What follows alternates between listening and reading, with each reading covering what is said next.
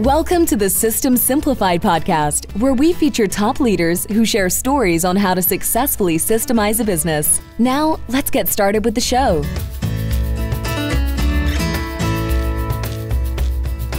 Hello, Adi Klevit here with the System Simplified podcast, where we interview top entrepreneurs, founders, and thought leaders about systematizing a business. And this podcast is being brought to you by Business Success Consulting Group. At Business Success Consulting Group, we create custom processes and tailor-made business systems so businesses can thrive and grow.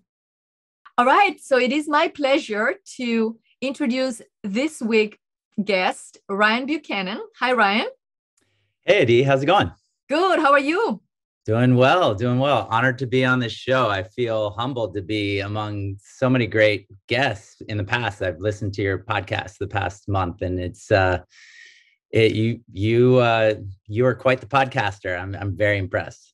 Well, thank you. Well, you are an amazing guest, and I'm really happy to have you on because you are the founder of Thesis, which is a digital marketing agency, and you are not only do that, but you also co-founded a nonprofit. So you have a big heart and you want to help others. And that is definitely very commendable and impressive. And you're so good at what you do that you actually this year, you got the award for the Pacific Northwest Ernst & Young Entrepreneur of the Year, which is very well done. Thank you. Yeah, I identify as a scrappy entrepreneur, so that intro I think fits the description. But happy to share my story, and I think we're going to share ultimately kind of how to pass the baton on to someone who might take your company to even greater heights. So that's part of my story. And that's right. That's why I wanted you to share that story. And I know before we start recording, you asked me, well, your podcast is about systems, but I'm not a system person. I said, yeah, that's exactly why you're here. Because if you're a visionary, if you're an entrepreneur that basically feels like, okay, I'm not going to document my own systems, I'm not going to create my own systems, then find somebody who would, so you can actually extract yourself out of working in the business to working on the business, and then even farther away from it just as a visionary, but somebody else runs the day-to-day operation. So you can actually go and contribute back to society, contribute back to the community, which is basically what you're doing. And it's a dream that a lot of entrepreneurs want to have, but they don't have it. So that's why I thought you sharing your story will be amazing. Yeah, I definitely believe that business is a platform for good in the community and how we treat our people. And so, as you said, I can do more of that now. I want to make one point, and that is you described me well as far as hating to document stuff and not seeing myself as a systems person. However, as an entrepreneur, I think it's overly simplified to see certain entrepreneurs as visionary only and not doers, because we have to get the ball across the finish line to land clients and all of that. So follow through is super important. It's just the documenting the process part that I really don't like. That's exactly right. You absolutely have to be a doer as an entrepreneur. Otherwise, you don't get things done, right? Because you were working in the business. I mean, you made the business what it is. It's just the fault. In order for you to extract yourself out of the business, those systems have to be well, let's put it like that. You create the systems, but then the creation to transfer it to others, that's the point, right? Right. The knowledge transfer on that particular side. So I agree with you 100%. Well, let's start with your story, because that is the most interesting part here. So tell us, how did you get started? The different evolutions, and then finally the happy ending of actually being able to. Yeah. So I'll just briefly, I graduated from the University of Virginia, and I drove a U-Haul after I graduated with two of my best friends from college to Portland, Oregon from Washington, D.C., where I'm originally from. And that was 25 years ago. And I ended up as a finance guy at Intel. So I think we have that tech background, Adi. but I actually don't know much about technology. I knew a little bit about finance as a 22-year-old, and a bunch of my friends were from Intel were all starting to leave right around 99, 2000 to go to different .coms. There was this whole revolution happening around .coms. And I have two incredible parents, both mom and dad, who are entrepreneurs. And so I thought, oh, okay, I'll just start my own company, a tech company that I don't know anything about. I'm 25. And I do think it's really helpful to be naive as an entrepreneur, because you have no idea how hard it's going to be, and just all the risks involved. So I left Intel and I started what initially was a construction-related .com, kind of an approved, almost like DocuSign meets project management tool, Basecamp or something like that. That didn't work out because that industry was really not ready for being completely digital right out of the chutes. But I met a couple entrepreneurs in the process, and we started a kind of a tough love support group called Starbups, not Starbucks, but Starbups. We were all starving startups, and that still exists today. Is a great group of entrepreneurs. And I became friends with a couple guys who started an email marketing software company. And so I then I kind of pivoted the construction related company to starting a company that was originally called Email ROI, that soon became eROI, E-R-O-I. And then a few years ago, we changed our name to Thesis so that we got into a more creative, strategic place instead of so transactional. But I do want to tell that story a little bit of going from our customers seeing the magic of being able to track individuals who are buying things on their site from an email campaign, and that they'd never really seen that happen before. This was the year 2002, so almost 20 years ago. And that magic really grew into more clients very quickly, because we were able to really empower our clients on how to use the tool to ultimately either drive leads online or drive revenue. And very quickly, we moved from email only into building small websites called microsites. And then ultimately, social media got involved. So we went from calling our company Email ROI to that being a product of a company called eROI, which did more. Then we had a near business death experience when we tried to take this software that we licensed from the two friends that I met early on to becoming an actual software company ourselves. And that was a 3-year process, lost $1.5 million, had basically the bank wanted their money back. And I negotiated paying that over several years, and I had to pay investors back. It took 5 years. That first year where I pulled the plug on the product, we nearly ran out of money. I had 38 out of our 41 employees leave the company because of just how tough it was on culture. And I tasted metal in the back of my throat, which is, I learned later, is the last sign before you have a heart attack, in my mid-30s. So it was a really stressful time. And that was 11 years ago.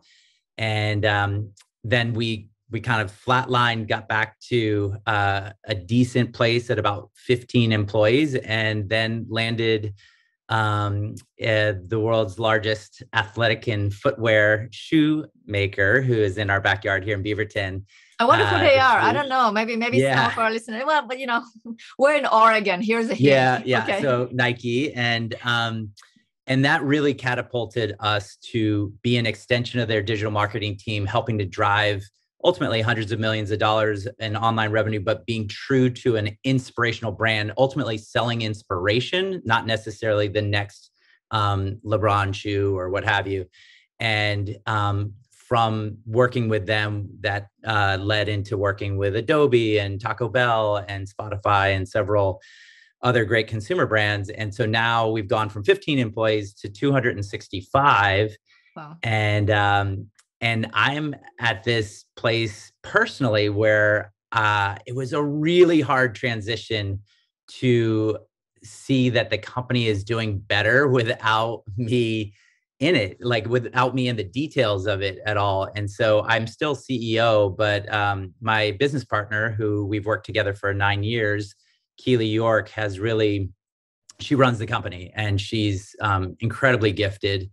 And so we can talk more about that. Absolutely. So I love the story. What a great story, right? With a happy ending, and not only a happy ending of actually growing and making money and definitely growing in number of employees, but really you taking it and then giving back to the community, because that's, I think, really what counts. That is why we're doing what we're doing, so we can be not successful just for the sake of success, but to really give back. So we'll touch that as well. Sure. Yeah. That was a real kind of transformation point that happened in my personal life that I brought into the company, which was about 6 years ago. I was at a Portland business event with a lot of business owners in the room. I wasn't the host, I was a guest, but a lot of the business owners were friends of mine. And I had this aha moment of the 90 of us in this at this event. It seems really obvious saying this as a story, but for whatever reason, it took me a while to have this aha moment. But 85 of the 90 of us were other white men who looked a lot like me, maybe had more hair, but still looked like me. And there were 2 men of color and 3 other white women who were CEOs at the event. And I realized in that moment that I was part of the problem, that I had not been intentional about building relationships in communities of color.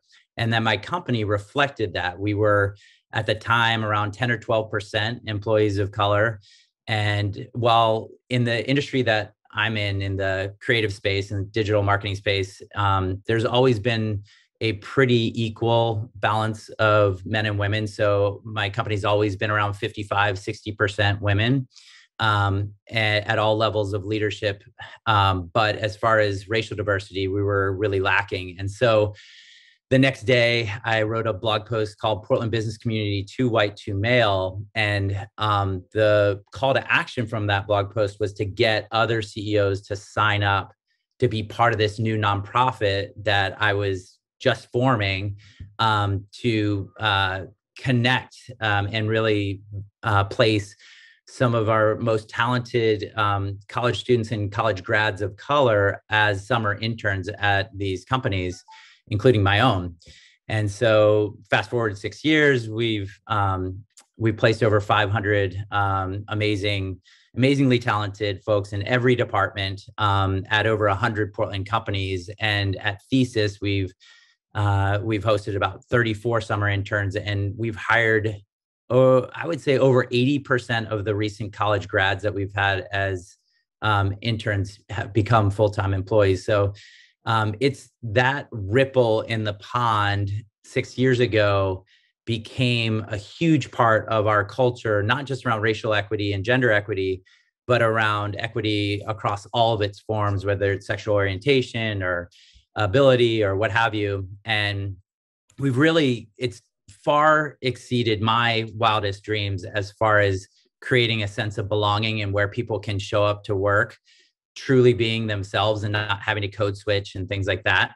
At least not as much, I'd hope, try and be super aware of that. But right. It's been a really rewarding experience that Thesis has benefited. And then Portland community, we are on track for next summer to have 200 companies involved with hosting an intern, as well as an expansion of that program called SIGN, Survival is Not Enough, to where that is building wealth for professionals of color, 22 to 35 years old, in small groups that are based around mentorship and really career development and personal wealth growth.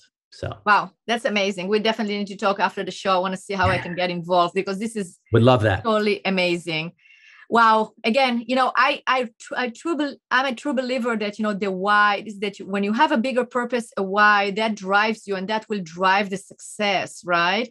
Because then it inspires you.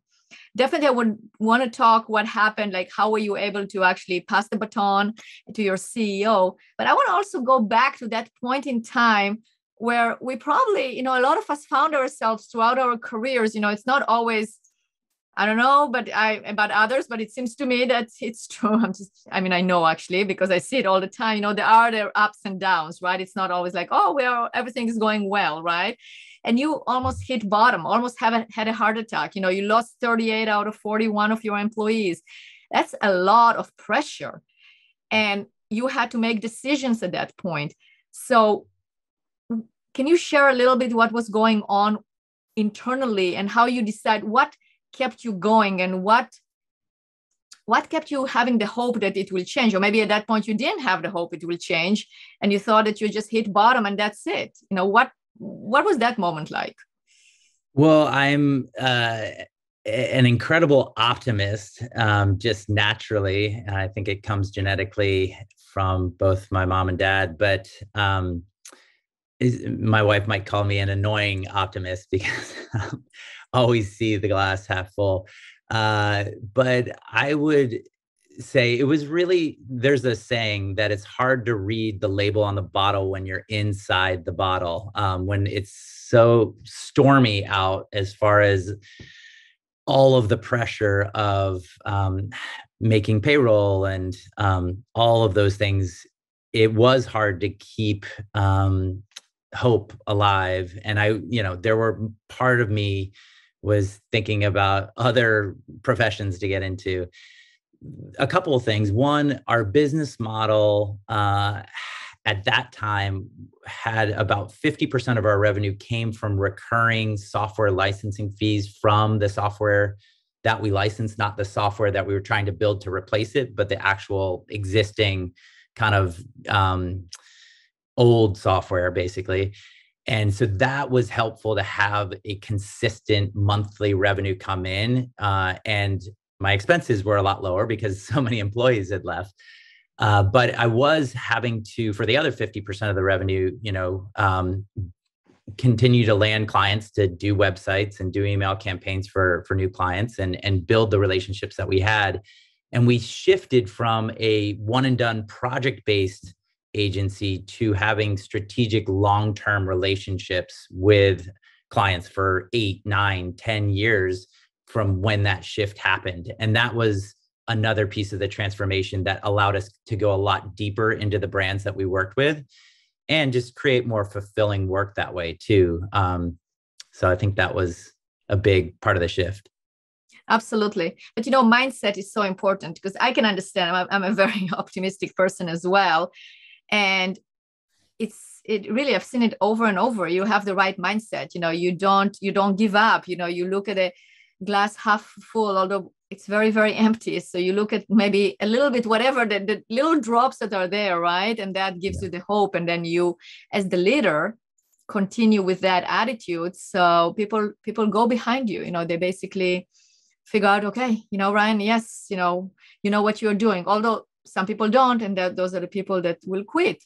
And understandably so, because if they see that the company is going under, they go, okay, I have to take care of myself, right? Put the oxygen masks first. Right. So, but well done on getting out of there to the other side. So now let's go to the other side of it. Okay, so you grew the company, it's growing, it's thriving. As you said in the beginning, you are not only the visionary, but also the doer. You push things. Was it hard to let go? Yeah, it was really hard to let go. Maybe when I had that aha moment 6 years ago to start the nonprofit, there was part of that clarity that I got that was this notion that the more that we give power away, the more that it comes back to us. And so really trusting in that. I don't know if it's a universal law, but it feels like it's really worked out well in my life. So I can just speak from personal experience. So outside of being really philosophical and high level, I think the person who I mentioned before, Keely, earned every aspect of her ascending from being basically a junior account coordinator 9 years ago to a couple years ago becoming our president and running the day-to-day of the company. And her title is president, and it was president and COO, and she was doing both of those jobs the last 2 years until she recently promoted a really amazing employee that we've had for a while, a woman named Sarah, to be COO. And so now Keely can do just one job instead of two. And she came up through a lot of client services and really having a gift for anticipating client needs and being able to have hard conversations with grace, not only with clients, but also with the teams that she managed. And so both of those skills are so intangible and hard to teach. And so, like I said before, she really earned the right to become president, ultimately CEO at some point in the near future, and be business partners. And she now owns part of the agency, and she'll continue to earn and own more over time. That's beautiful. You actually answered some of my next question, was like, what traits or qualities does Keely have that you actually helped you identify that she is the one? But I think as I'm asking this question, it's probably something that was also developed over time, right? It's not like she probably developed those qualities, became better and better, and then you were able to identify it more and more to the point where she's now a partner. True. And I think part of being a really good people manager and, kind of operations, COO type is that notion of really being able to, what am I'm looking for the word here.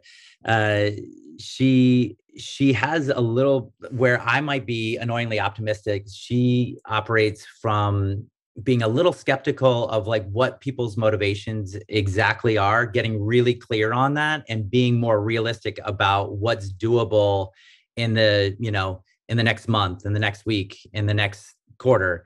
And so, we're going back to the original thesis of what we're talking about, where I might be more high level. I'm more relationship driven as far as like building community and, doing things purpose driven on the nonprofit side, and having Thesis become a B Corp and all of that. And Keely's right there with me, but the way that she operates is much more realistic. And so it's a really good compliment, which that's obvious advice that I'm sure a lot of your listeners have heard, find someone who complements your skills instead of a replica of you. And I think that has worked out really well. And then the other piece of it is, not only does her skill set complement mine, but we have a chemistry that is very, like good friends, but in a work setting. For sure. Yes, that's so important. All those points is the chemistry, getting along, complementing each other, is really understanding each other's strengths and weaknesses so you can work together and not step on each other's toes, right? And give you space and you give her space. And I think that is what I observed from and learning from our conversations, is that you give her space to operate and be the president or the COO and our CEO that she really can be. So you're giving her the space to grow with it. She is giving you the space to do what you're doing. And together you're creating this ideal relationship, work relationship that both of you are thriving.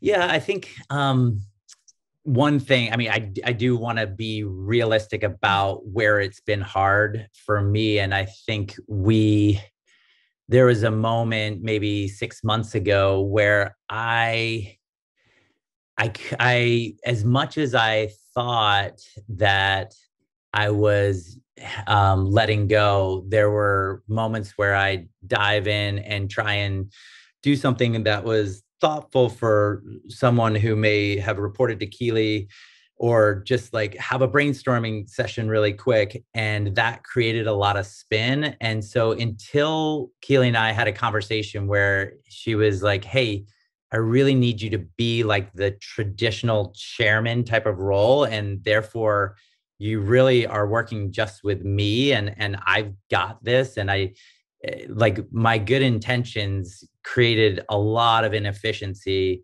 because my idea of like, hey, even if I qualified the conversation of like, hey, this is just a fun conversation, there's no action items that come out of it, there's nothing that's going to happen after this, but it's the way I process and I just want to like think out loud, and that helps me.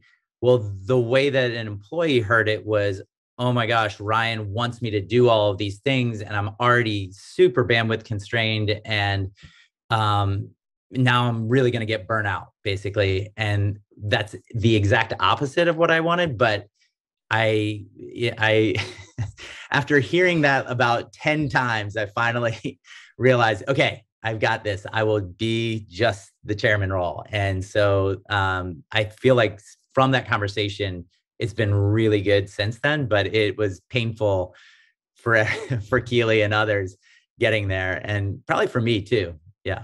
For sure. So that's part of it. It's because you have the altitude. I mean, you are Ryan, you are the founder of Thesis, right?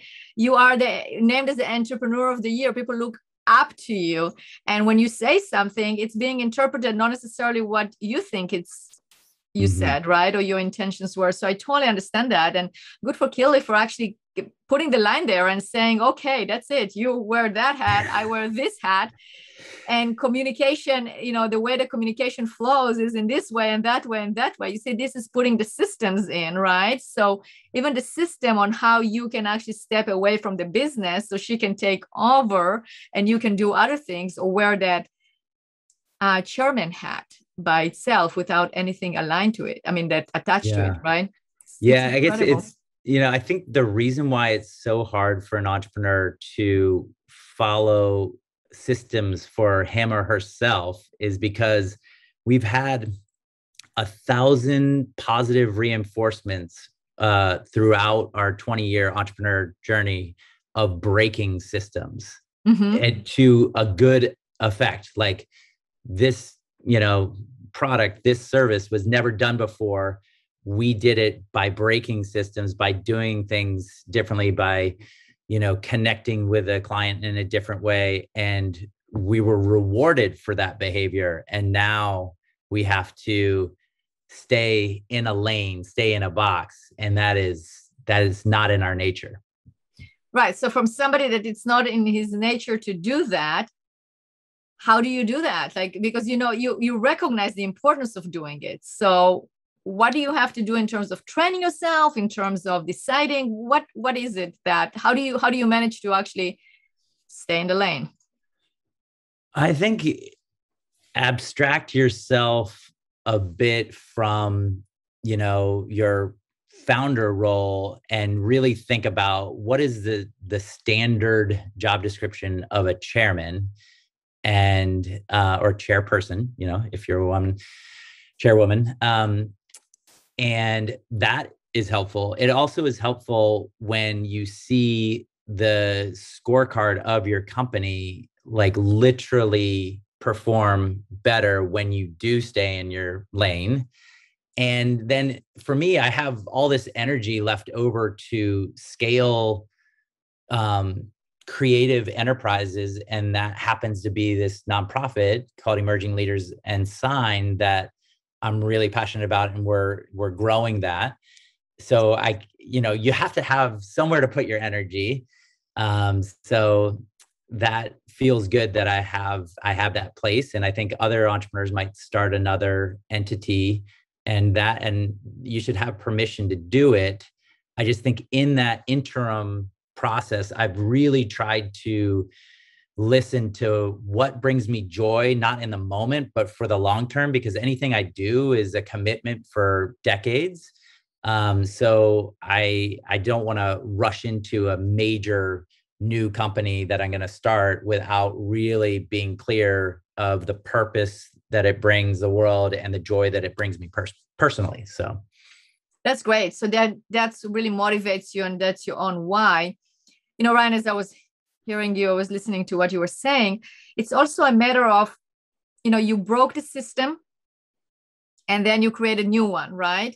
So now it can be like, oh, wow, okay, so breaking the system is the norm, right? But as you said, you develop a new one. Now the new one became the old one, and it has to be documented. It has to be followed.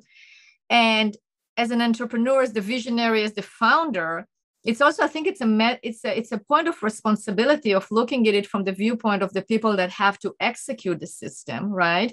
That they are the ones who are probably going to benefit the most from having that system in place.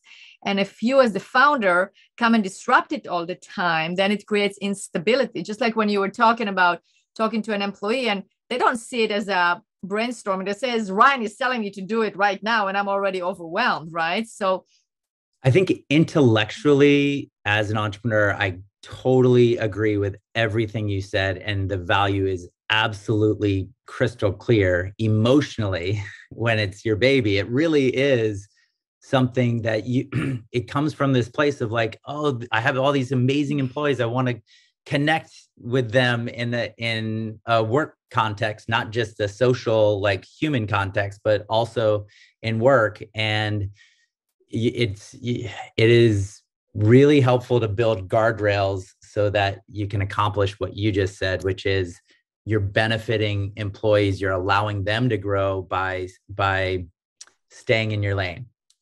Absolutely. That's why I look at process documentation, or creating those processes or creating those systems. It's kind of like an X-ray of the organization, right? Because it puts everything in the open. So people can see, okay, this is the way we operate, but it also allows you to have certain rules to the game, that this is the way we're operating, right? So if somebody, no matter who it is, whether it's the chairperson, whether it's the CEO, whether it's the technician, whether it's the copywriter, whomever it is in the organization, when those rules are getting violated, it's very transparent to see what is happening, what is causing that turmoil or chaos, because there was something that was violated. And if there isn't anything written or there isn't anything established, that's the point to establish it, just like what Keely did in terms of saying, okay, this is the chairman job description. This is my job description. Let's both stay in the lane. So I think that's just evolving naturally within the organization that is growing, but recognizing it, help you not violating it, but actually have those systems in place. Yeah. Like I said, as an entrepreneur, I value systems and rules so much. I just personally get really bored by them. Yeah. And I know that. And then you use also the word, I hate doing that. Well, I didn't use the word hate. That's a strong. I always tell my son, I told him when he was little, don't use the word hate. Let's use another word. Yeah. It's just a strong word, but strongly dislike, but you see the value, that's why I thought it would be great to interview you, because you can inspire other entrepreneurs in terms of like, yes, it is necessary to have those systems in place. If you strongly dislike doing it, find somebody that likes to do it, exactly. Put them in that place, let them thrive as the COO, let them thrive as the CEO, and go find a bigger purpose that really drives you. And then you channel all that strength and energy and who you are and the talent as a visionary, as a doer, as a CEO, as a founder into higher ways of basically using it in order to do good for society. Absolutely agree. The only thing I would tweak a little bit about what you said is that I am prouder of Thesis and more committed to Thesis than I've ever been before, by being able to step back and look at it and see how our people are showing up and developing. And like I said, it's just gone way beyond my wildest dreams, or maybe my capability as an operator to ever get it to this point. So wow. I'll continue to be involved absolutely in a major way for decades to come. I'm just not going to be leading the day-to-day. Beautiful. Absolutely. That's a great compliment. It complements what we just talked about and it just also, I think, gives a lot of reassurance to our listeners that go, okay, I want to be that entrepreneur. I want to be like Ryan, but I don't want to give up what I built, right? This is my baby. You know, I just want to continue being connected. And you just said it so beautifully. You don't have to disconnect, you know, you definitely want to be connected, but you are connected from a power position, right? In terms of contributing with your strength and contributing to other things as well. But that connection stays. So I think it's so, you covered definitely so many of the major points that entrepreneurs are running into or expressing in terms of, yeah, I mean, I would love to do this, but, you know, it's my company, it's this, I can't let go. And you're just showing, you're definitely a shining example of how you can let go, but still be connected and still fulfill your purpose. So that's really beautiful, Ryan. So in closing, let's not forget to mention our good friend Alice Tang, who introduced us. And I have my lemon water here from your podcast episode. You know, make sure to drink eight cups of lemon water. Oh, and here I actually have this beautiful cup here this is from good for you. BTG Wealth Management. This is from Alice's company. She's amazing. And I know she's totally amazing. If you don't know Alice, go to askalice.com. And you will AskAliceTang.com. Yeah, that's right. AskAliceTang.com. And you will learn all about Alice. And you can also listen to Ryan's podcast with Alice if you want an inspirational story of somebody that really made it from being an immigrant to this country and really making it big. You should listen to Ryan's interview with her, my interview with her. Go to AskAliceTang.com. So this is for you, Alice. Thank you so much. Thank you. And Ryan, thank you so much for being a guest on my podcast. You definitely inspired so many people. And if people want to help with your nonprofit, how do they find that? What can they do? We have entrepreneurs that are listening to us. Absolutely. Thanks, Adi. Our website is emergingleaderspdx.org, and you can get all kinds of information there. And then our sister nonprofit is called Sign, SINE, and it's Sign Up, SINEUP.org.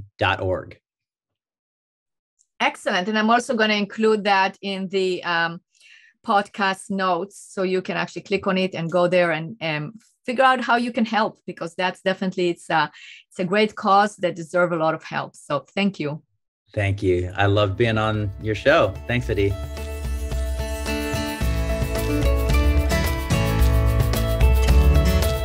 Thanks for listening to the System Simplified podcast. We'll see you again next time, and be sure to click subscribe to get future episodes.